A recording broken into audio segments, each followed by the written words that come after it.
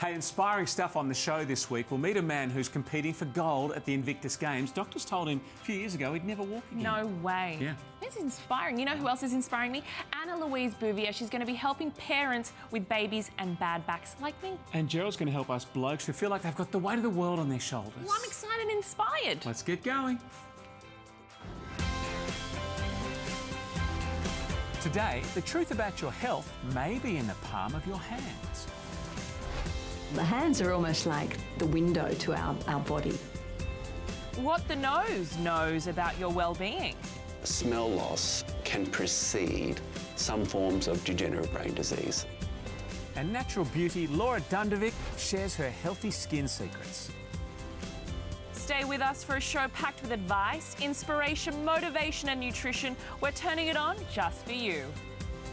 I love this!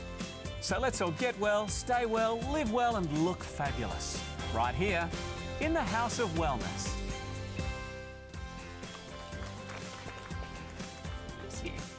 Great to have you with us for the hour dedicated to your health and well-being. All the team's assembled and it's a busy show. You've got a really special story coming up too. Yes, a very exciting one for me as a parent and all of you out there that have babies and a bad back. Anna-Louise Bouvier is going to come on and help us. Yeah, but don't forget the grandparents. The grandies are very involved in lifting and twisting and turning. And don't also, forget you're us. more vulnerable because, you know, age. So she'll be helping out. And they get heavy very quickly, but it's a good point you make, and we might have to get you involved in some of that heavy lifting a little bit later on. Yeah, I'm going to talk about stress, Ed, and after that comment, I think I know. All righty, we'll get that covered. James, you're never one to look too stressed. No. Nose is what I know. Yes. Noses are what I've been studying. Actually, I found this story fascinating and I've come up with a little bit of a smell test. So if you wouldn't mind being my guinea pigs. Oh, you're not going to make me smell something gross, are you? Sure. Don't make me... Have I ever done anything like that to you? Honestly, if you shove a pair of smelly sports socks under my nose... Who told her? I will That's why you wanted Benji's socks. I would never. Okay. Trust me. You're on notice, I James. won't be happy. You're on notice. OK, but first, let's kick off with you, Bianca. You did an incredible story on hands. I did, and I learnt so much. Who knew these little things could tell us so much about our general health? The human hand. It's an evolutionary masterpiece. They come in all shapes and sizes, big, small, long-fingered, chubby, but every single one of them has a story to tell about their owner. I love hands. It's the first thing I notice when I meet someone. Might have served me well in my career as a professional netballer. Actually, pretty well in life. But they say your eyes are the windows to your soul. I wonder what our hands tell us about ourselves. Humans have been reading each other's hands for thousands of years. More than 5,000 years ago, the ancient mystics of India began peering into people's palms and reading their future well-being. But in 2018, doctors don't have to be palm readers to observe incredible insights about your health. For instance, this is Tina Webke. After losing nearly 100 kilograms, she then conquered aggressive cervical cancer. And today is her first consultation with endocrinologist Professor Catherine Samaras, who always examines new patients' hands first. Gee, your skin is dry. Dry. So the dryness can be a signal of iron deficiency. It can also be a signal of thyroid disease. Is there thyroid in the family at all? My mother had a thyroid issue. Yeah. So, Tina, looking at your hands, I think there is something going on here. According to Professor Samaras, the appearance, function and form of our hands speaks volumes about us, especially when something's not working right. When looking at somebody's hands, what signs are you actually looking for? The hands are almost like the window to our body. They can tell us about our nutritional status, about our metabolism, whether we're drinking too much, whether we've got other rare conditions. For me as a clinician, every time I shake somebody's hand, I'm already starting to examine their hands and get information about their health. Our hands rely on a symphony of body systems to function properly. So as a first step, doctors will look at our palms, skin texture and in particular pigment to predict any potential issues. If you've got liver disease or if you're drinking too much alcohol, this actually goes deep, deep, deep red. So I know that's a sign of liver disease. So, what do you think of my hands? So I can tell, just by feeling your hands, you don't have an overactive thyroid, that you don't drink too much alcohol, that you do quite a lot of weights. A few calluses there. There are. Catherine's approach to assessing my hands and health is based in modern science. However, the practice of palmistry is thousands of years old and still powering today. Paul Fenton-Smith is an expert in psychic sciences with over 30 years studying the art of palmistry. Well, the palmistry that I use is Greek palmistry. It's about 2,500 years old. And how long have you been studying it? Since 1978. Oh, that's a long time. And why is it the hands that give you so much information? The original theory was this, that aside from the eyes, the hands have more nerve contact with the brain than any other part of the body. Modern palmists, like Paul, evaluate a person's character or future life by reading the lines on their palm. And strangely similar to what a doctor might do, he also considers fingers, fingernails, skin texture and flexibility. What I'm looking at here is how firm the hands are. Yours are quite firm. That firmness in the hands indicates resilience health-wise. You bounce back fairly quickly. Yeah. It has to be said, there is no scientific evidence to support this kind of reading. But if I'm honest, Paul did get a few things right. And you love a job where you can change people's lives. You like a job that actually is meaningful. So in-tray, out-tray stuff's not enough for you. Yeah, absolutely. I totally agree with that. And so in the interest of comparing what some people would see as the rationalism of modern science to the superstition of an ancient knowledge, I set Tina up with Paul to see if her hands told a consistent story. In this case, it's not strong anymore, but the Pluto in the past, if that had been as strong still, possibly in the reproductive organs here, there could have been some issues. I did have aggressive cervical cancer in the past, aggressive cervical cancer, so I've survived that. OK, Paul's on the money there, but there was the odd miss. So, you've got about 7 lines here on Saturn. Saturn people tend to be fairly lean. I've lost 100 kilos. Wow. Wow. So there you have it. Who would have thought our hands could tell us so much about the person we are and our inner health? So next time somebody takes your hand, you're probably telling them far more about yourself than you realise. It's fascinating, isn't it? I never knew you could clinically diagnose so much by just looking at your hands. And Catherine, the endocrinologist we spoke about, would say here, it was talk about liver damage if it was like red. And pinching the skin here could tell you whether you were hydrated or not. Like, I had absolutely no idea. So that suggests to me that we really should be aware of our own hands and really get to know them. Yeah, and just pick up little signs. We're not going to know everything, but just picking up little signs because the skin is so thin. Yes. Someone else we spoke to in this story was Paul Fenton-Smith, and he is a palmist. Can you tell us what palmistry is? So essentially it's a traditional study of both sides of the hands, looking at things like health, career, most suitable relationship partners, even down to how many children you're likely to have. Now, I got my palms read, so I think it's time that we read the girls. Zoe, let's put you under the microscope. I know, I'm so ready. Tell me. OK, so if you look at this hand on the screen, if you look at point A, this is a low set mount of Venus, and this tells me that you hold a bit of tension in the neck and shoulder sometimes.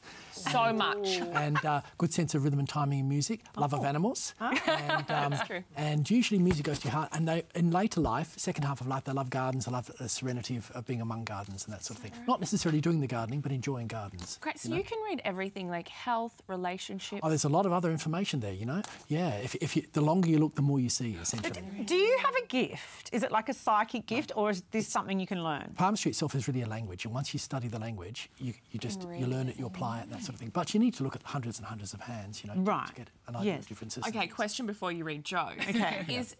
Is everything already set out on my palm? Like, is my destiny already there, or can it be changed? Well, there is a destiny set out from day one, and you have free will to change it or to leave it as it is. Really? And so if you look at left and right hand, the right hand normally has more nerve contact with the brain, so it changes it a bit faster. And as a consequence, if you look at the two hands, you'll see what your path was going to be and what your path has become. I got shivers. So hang on, if I change my destiny, would my palm change? Yeah, and one hand will change faster than the other, so you'll be able to see this is what you inherit and this is what you turn it into being. Wow, Okay, Joe, are you ready? Let's I'm a little anxious. If you look at your hands, Jo, point A here, strong amount of lunar, love of films, love of books, sometimes more of a nighttime person than a daytime person, good with photography, and really should speak 3 or 4 languages at the end of your life. You've got a good ear for sound. Oh, I should, but I won't. You'll learn by being in the country, not being in the classroom. Okay. Now, if you look at point B here, you've got an island on the heartline under Apollo. That traditionally suggests that you might need contacts or glasses in later years. Oh, well. I've seen her in glasses. To be honest, I wear glasses. Okay, right now, you're very soft focused. But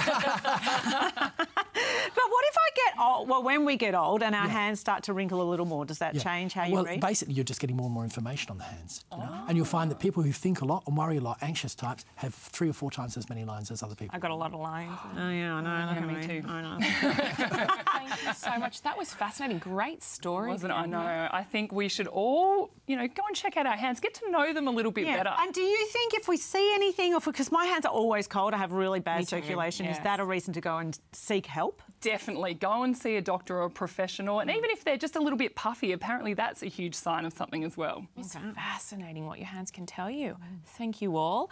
Now stay with us. More to come right here on the House of Wellness after the break.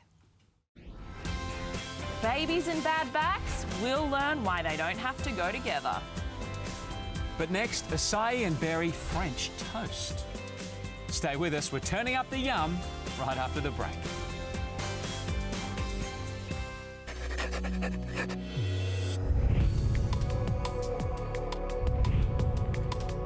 Today we're cooking up a wicked breakfast that is both full of flavour and goodness.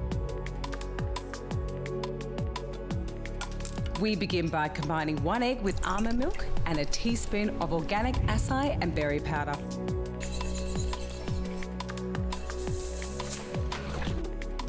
Place your sourdough bread into the mixture until it is well soaked.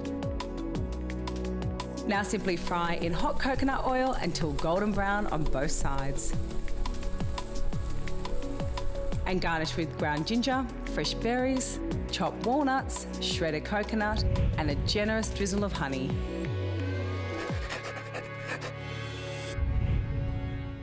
Stop that. French toast made with Biogland's acai and berry powder. Healthy chef Zoe Bingley-Pullen's done it again. We've got to thank her. I think it was just a few weeks ago she gave us those healthy chocolate pancakes. Yes. Now we've got French toast back into the list of healthy options. The weight of my heart. She is a miracle worker. Now we can start having French toast once again. I never really stopped. Anyway, this week, Sydney is in the midst of hosting the 4th annual Invictus Games. It's the week-long multi-sport competition for injured or disabled military personnel from right around the world. Yeah, there is an amazing story behind every man and woman who takes part in the Games. And our next guest is no exception. Garry Robinson, welcome to the show. Good to see you, mate. Thanks for having me. Do you mind sharing a little bit about your story? Yeah, my story, on 21st of June 2010, I was involved in a horrific Black Hawk helicopter crash in Afghanistan, killing 3 Australians and killing 1 American also. Wow. So I spent 2.5 years in hospital going through rehab. So it was quite broken up. And as we mentioned at the top of the show, the diagnosis is the doctor said you'd never walk again. Exactly, yeah. And here we are, the Invictus Games. So for those out there that don't know what that means, what are the Invictus Games?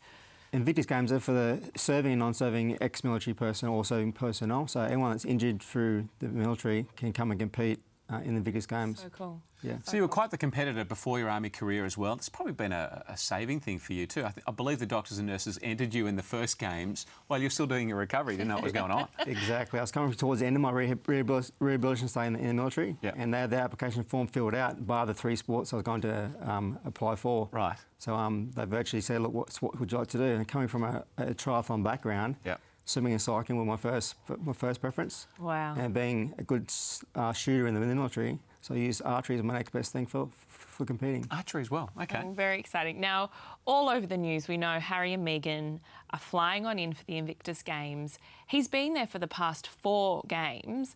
What is it like seeing him around? Is he just kind of normal? I know that's crazy to say with a royal, but is he? He's very normal. He's very approachable, so he's very keen to get in and amongst the athletes. So you can talk to him like he's one of your mates. You have to drop all that bravado that he's royalty. He treats you like he's one of your mates. You can talk to him like a normal. So you can say, "I'm just mate. There's my mate Harry." Exactly. Yeah. And then when he came out for the recon for the Sydney Games, I was swimming in the pool. And as I finished swimming, I looked up and I saw him standing there. I thought, wow. And he said, "G'day, Garry. How are you going?" So he's got to know me quite well.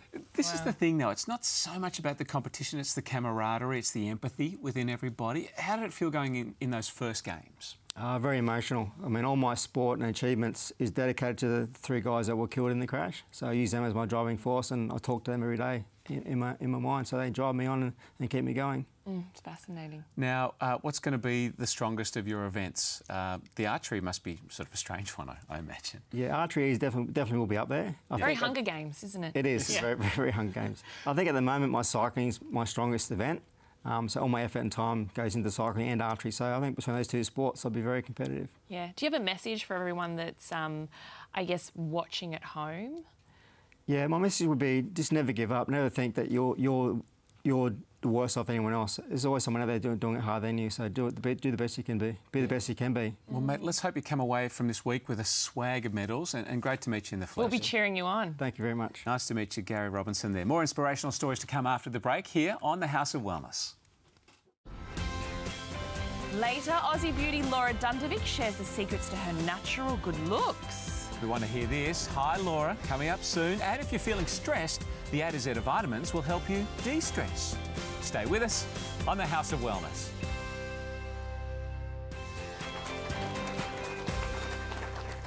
Welcome back. OK, it's A to Z of vitamins time on the show right now. Gerald has joined us. Now, we all lead pretty busy lives, right? We're running after our kids, we're working long hours.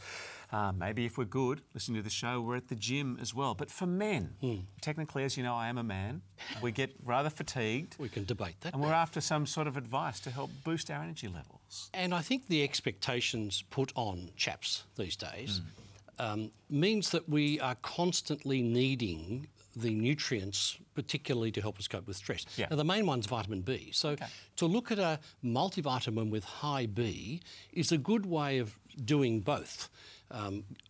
Replacing the B that's draining over the stressful day, Ed, and then also supplying the nutrients that we just don't get from our food. Yeah, so we've got food options there, but how many carrots have you eaten in the last couple of days? I eat a lot of carrots, but this isn't about women, is it?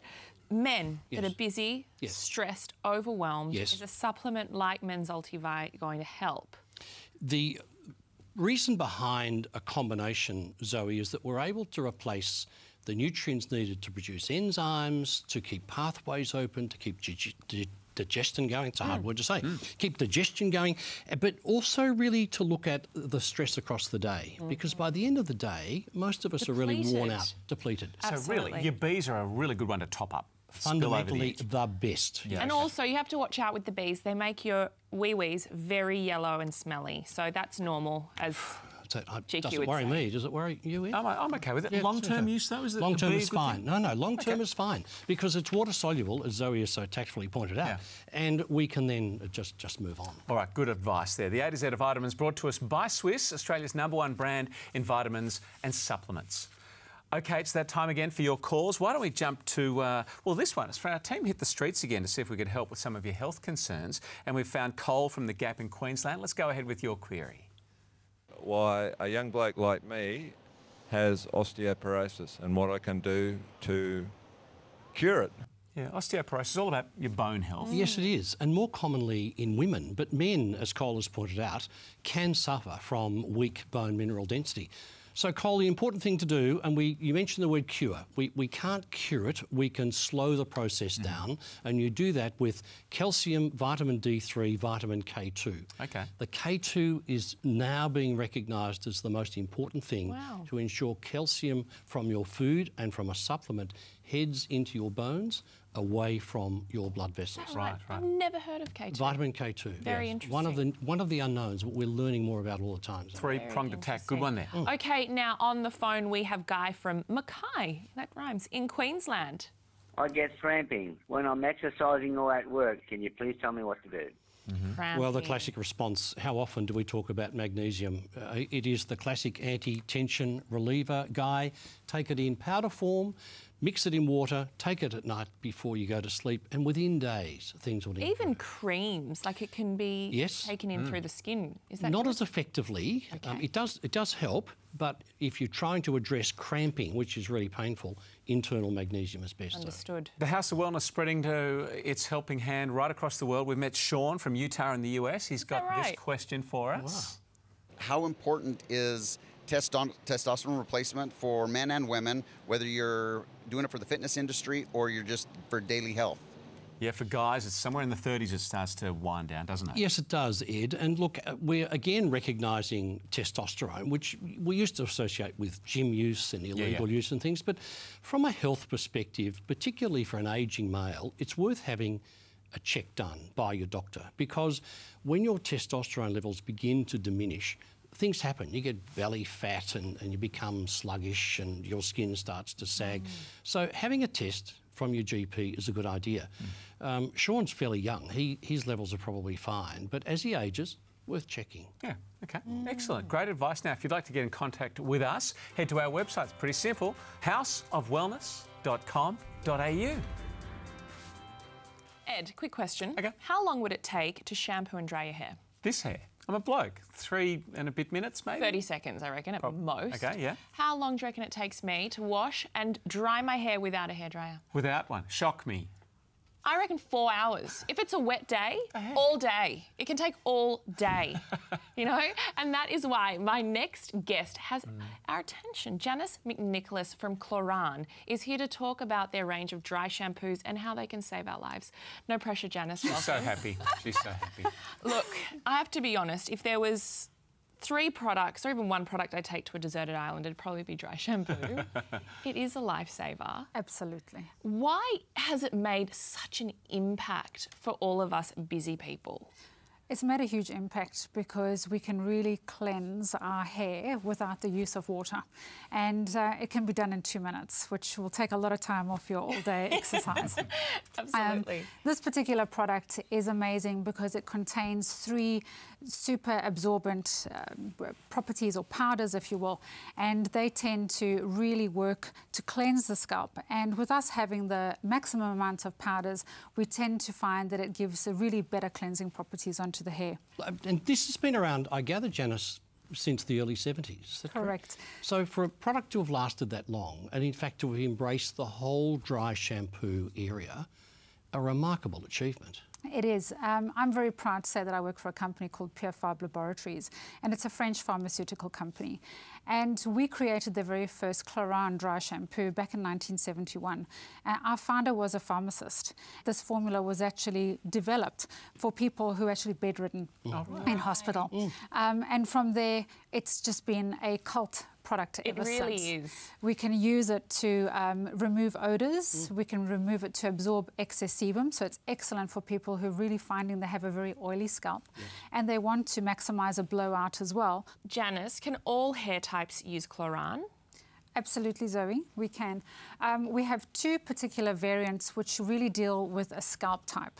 So we have a Cloran nettle variant, which is more for someone who has a high secretion of sebum or oil, if you will, more oily scalps. Then we have a classic formulation, which is more about our oat milk, which is more for frequent use. This is a soothing option. We also have, for people like yourself who have a very dark hair, who tend to get that white residue, we have 2 options. One is a Cloran oat milk shampoo tinted, which is more for the darker bases, soothing formula, and then we have nettle, which is more designed for our dark bases that have oily hair. I will use all of them. Excellent. Thank you so much, Janis. Perfect. And we'll be back with more right here on the House of Wellness. Still to come, tips for looking after your back while you're looking after your little ones. But next, who knows what your nose knows? I smelt these fragrances and it was like she was right there. We're back right after this break on the House of Wellness.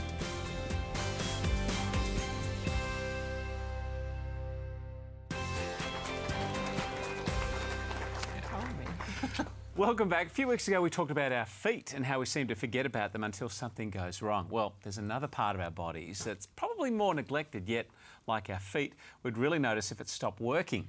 Yes, we're talking about our noses, and we do only seem to worry about them if they're runny. But James Tobin You've been looking up our noses, which I think is quite rude. That would be very rude. And I promise the old foot story is not related to the smell story. Okay. Oh, this is good. Or is it? More on that later. But the sense of smell, it is so fundamental to every part of our lives. But I feel like as humans, it's the sense that we kind of think about least. Yeah.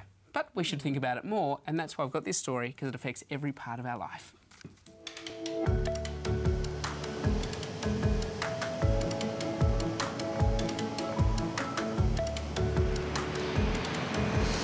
There's just so much to love about the beach, isn't there? The sound of the waves crashing against the shore, the feeling of the sand beneath your toes.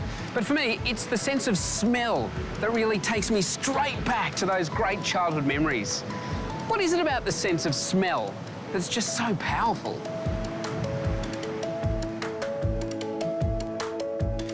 For many of us, every day begins with a cup of strong, freshly ground coffee. And there's something that's always bugged me. Isn't it funny how some tastes and smells just don't match up? Coffee's an example, and cheese, if it tasted like it smelled, you wouldn't eat it. Turns out, even though taste and smell are closely linked, they're both very different senses.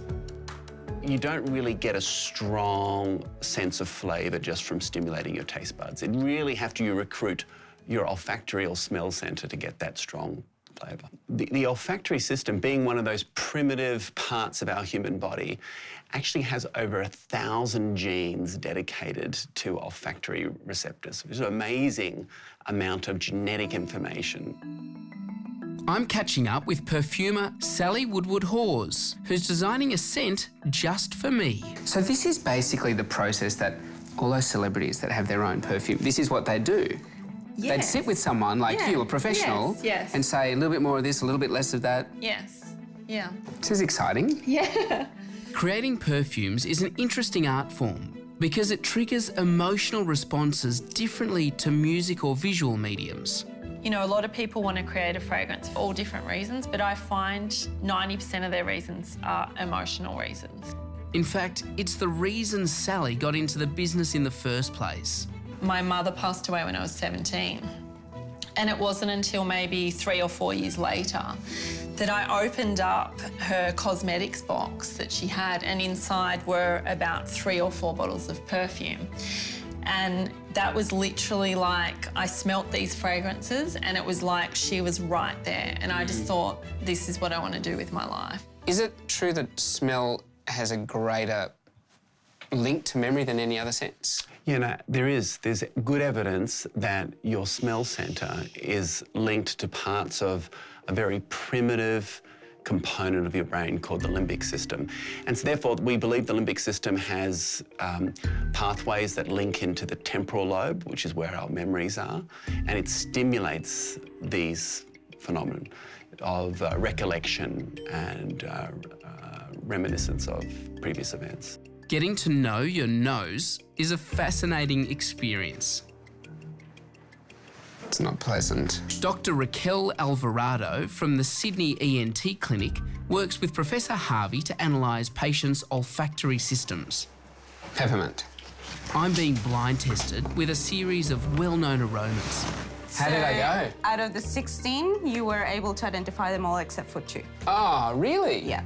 My sense of smell is working pretty well. But when Dr. Alvarado tests my sense of taste, well, let's just say maybe I should have cut down on the spicy foods. Like, it just tastes like paper. Once again, I'm reminded that the enjoyment of food is determined by smell far more than taste. Is it possible to train your sense of smell to become better?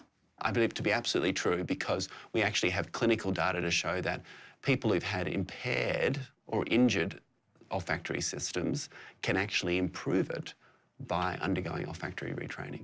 And finally, if you're in any doubt about the power of our nose to warn us of impending danger, there is another element to our sense of smell that can't be ignored.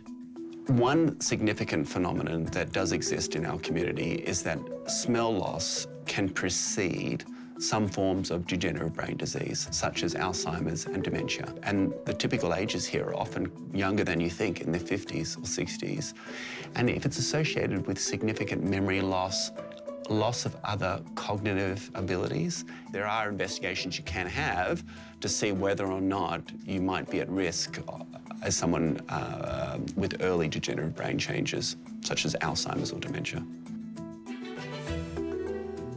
Isn't that fascinating? I love that a scent that you just come across during your day can immediately transport you back in time to something you remember as a kid. It happened to me the other day. It took me back to being 3 years old with my mum. It was unbelievable. What was the smell?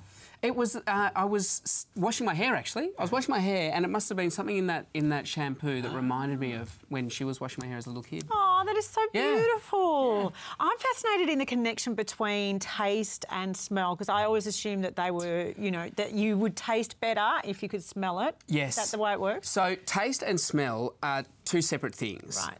It is possible to lose your sense of taste and still be able to smell, and the other way around, or you can have neither. But interestingly, when I couldn't taste anything, I kind of freaked out. Yeah. And he said, don't worry, you're like a lot of people. And in our brain, when we eat food, our brain sort of mixes up the two. And so even though technically I couldn't really taste much, I can in normal life when I'm eating food. Right. Now, every time you're on the show, you blindfold me. Yes. I don't know what's going on. Scientist Tobin comes out again. Get the hint. So, okay, put them on. So basically the idea is, if I could get my sense in, please. Thank you, Jazz. Nothing will happen, Joe. Okay. There'll be no tricks played on you. So you might be able to guess what it is, but what I want to get a sense of what this makes you think of. Oh. Yum. Okay. It's very... You go. Spicy. I mean, is it a perfume? It's something that you'd find in nature. No, I'm walking through a pine forest. Absolutely. Oh, yes. Oh, no, you can't copy mine. Oh, well, I don't know. Yeah, a pine forest in Australia, mate. It's eucalyptus. Oh, okay. Yes, of course. Yeah, they're close. Okay, last one. This will test out your handiness at home. Oh, is that... Let me... Oh, gosh. Have you given it to me? We'll come closer. Oh, is that like a sawdust sandalwood? Oh, absolutely. Yes. Yeah, I've walked into the old butcher shops and there's wood clippings on the floor. You Exactly. know, my grandpa had his, the old shed with his old workbench. That's what it smelt like. Yeah. But how interesting that you thought of your grandfather and the wood clippings. You thought of the butcher, which is exactly what, back in the day, back in the old days. Way back. It was on the ground. Okay. One final one, Joe. Lastly, we won't trick you. You'll be fine. This has come... What are you doing? This has come straight from Ed's. What could it be? I'm not getting anything, Joe. Any ideas? What is it? Any ideas what that might be? I mean, it's like a lovely heady mix of sock and vomit. It does. You're spot on. It does smell a lot like old socks. Take your eye mask off. It would be delicious wash rind cheese. That would be so nice with some crackers and a glass of something. Let's put the lid back on. Yeah. That's really good. Proof. Scientist Tobin, proof that smell doesn't always go with taste. Who knows what we will learn next time? Thank you, guys. Lesson complete. Zoe, over to you. Thank you, guys. Now, while they muck around there, I am over here trying to find the best way to breastfeed without hurting my neck and my back. So I'm pulling in the experts. Anna-Louise Bouvier, thank you for joining me. How do I relieve this tension in my neck and back when breastfeeding? Look, it's actually so simple. 2 key tips. First one is don't look down. Oh, okay, this isn't real baby fox, but when I am, it's so hard when I'm breastfeeding not to look into those beautiful eyes. I know, exactly. It's like this. Look away and just give yourself a break. But also the second really important thing is to just use any old support. pillows. Get under there. And do you know what? Comfy. I never bought a breastfeeding pillows. These pillows from home are perfect. So much better. So those 2 things, don't look down, get your pillows right. Let's do that. And now, standing with a baby. Let's move over here. I'm walking around. I've got the baby on the hip, right? And I favour one hip.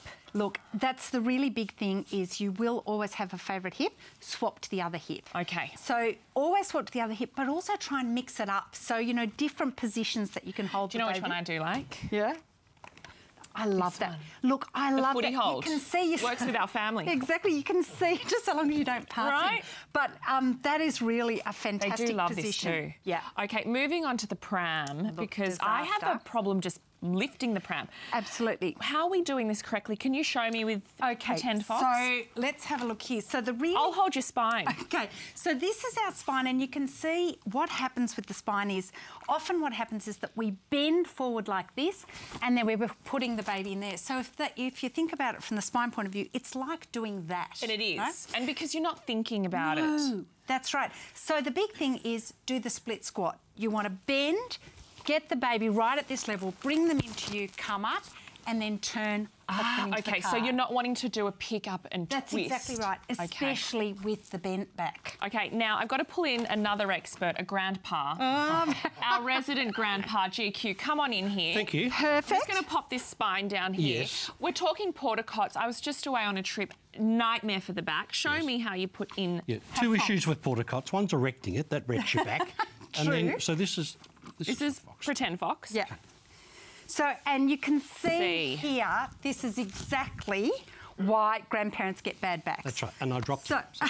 Exactly, that's right. And apart from the head injury, it's also a real problem for you. Okay. So the biggest thing... How do you do this? Because this is an odd height. It is so hard because it's right at hips. Probably the most important thing is to kind of, again, do the split squat, bring yourself in, bring the baby over. Drag them to the edge. And then use your arms. Exactly, especially not with one arm. But bring them up and then, again, use your legs. So you want to use your arms and your knees It's and actually hips. a workout. That's it. Okay. Good. Thank you so Thank you very much. And Thank you, GQ. We'll be right here after the break.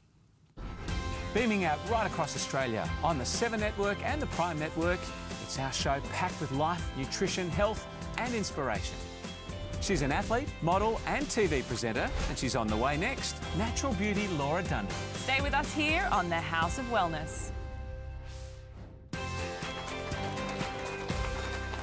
Welcome back. Well, the term natural beauty is thrown around a lot, isn't it? Thank But our you. next guest definitely fits the bill. Laura Dundovic first came to our attention as Australia's entrant in the 2008 Miss Universe competition. She's gone on to enjoy a stellar modelling career, acting, travel writing. We even hosted a homemade salami eating contest years ago, but that's not on your CV. That is very strange. It is one of the career highlights. Okay, so Laura, your latest venture truly reinforces the natural tag.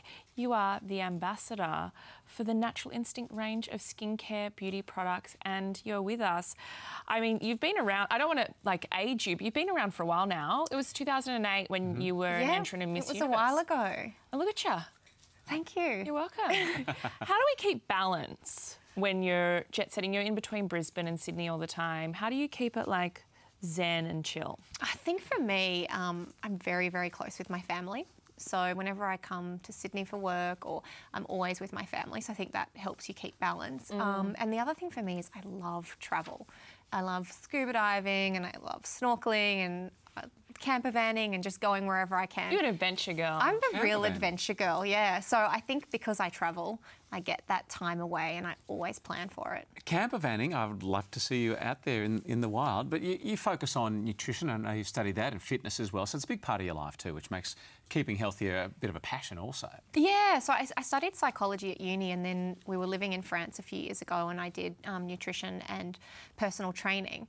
And so I think rather than me sort of making it, oh, I've got to keep my life in balance, I've got to do this, I've really just made myself a really healthy lifestyle. Yeah. And that's what I say to people, you need to do things that you're going to be able to keep long term, rather than, you know, a girl messaged me the other day on Instagram and said, I'm going on a diet on Monday, what should I eat? And I'm like, that's really going to work for you for what, a few weeks? It doesn't work like that. So you've reframed your life to actually support being healthy all the time. Yeah. And this has brought in this gorgeous range. You're now the ambassador for Natural Instinct. Tell me about your skin regime, because you are always glowing. You glow. How do you make Ed glow like Not that? always, but thanks, guys. I think for me, it was, as I was saying, like studying, you know, nutritional coaching and personal training and that sort of thing, you know, you start being really conscious of everything that you're eating and, you know, making sure that, you know, everyone wants to eat organic now and, you know, they look at all the products that they're eating. But a lot of people aren't looking at what they're actually putting on their skin. And as we know, it's our biggest organ. Yes. Our body absorbs it all. So for me, using natural products was very important. So I started working with Natural Instinct. In terms of my regime, cleansing is really important. And as you would know, like, I might have 3 or 4 makeup changes a day, and then there's gym, and you know, so I needed something that I could clean my face that wouldn't be stripping it of its oils. So I love the Skin Refining Cleansing Oil, and it's one of those things that you can wash off your makeup, and then you go like that with the towel, and there's no makeup on it. That is, which is very, it's rare. You don't understand. It Well, is maybe rare. you do, because you do wear quite a bit of makeup. But it's nice to get off all in one. It and is. Then its SPF is super important though, right? Yeah, so every day, when I'm not working, I try not to wear foundation. So there's a great tinted face, which has a 30+ SPF in it. And, you know, I keep my face blocked out from the sun. As I said, I love adventure, so I am in the sun a little bit. So SPF is important. Very important. And then another thing that's really important that I've been doing since I was young was wearing eye cream. A lot of people start getting wrinkles and then go, oh, I need eye cream. And no, I think prevention is a lot more important. Yes. So Is there one in the range? Yeah, the dark circle and wrinkle correction cream is great. And I've actually found with that, the circles under the eyes aren't as bad, which means you don't need as much concealer, and that's just so cakey. You want less makeup. You do. It's a gorgeous range. You're the perfect ambassador for it. You're living the talk and walking the walk. Yeah. Absolutely. Nice to see you again. Let's rule out any more of these salami judging contests, though, can we? Pinky promise. We're not going back to Griffith. Great to see you. Thanks, Laura. Hey, we'll take a little break. More to come here on the other side, here at the House of Wellness.